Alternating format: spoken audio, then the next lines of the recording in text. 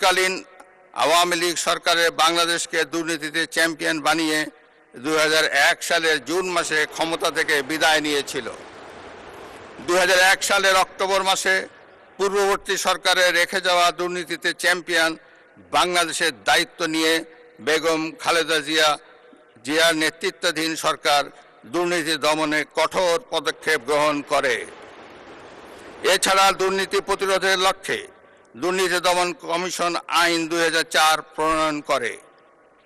এর ফলে বিশ্বে দুর্নীতিতে চ্যাম্পিয়ন হওয়ার কলঙ্ক থেকে বাংলাদেশ মুক্তি পায়।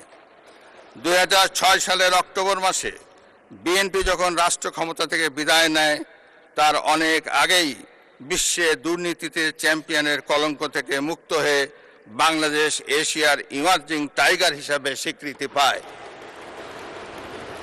এবারও দুর্নীতি দমন এবং আইন শৃঙ্খলা নিয়ন্ত্রণই হবে বর্তমান সরকারের প্রথম এবং প্রধান অগ্রাধিকার।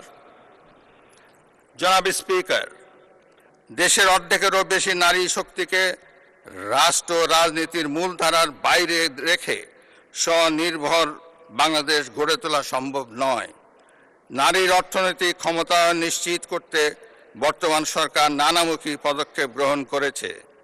এরই অংশ হিসাবে বর্তমান সরকার দেশের প্রতিটি পরিবারের নারী প্রধানের নামে ফ্যামিলি কার্ড ইস্যু করার কার্যক্রম চালু করেছে।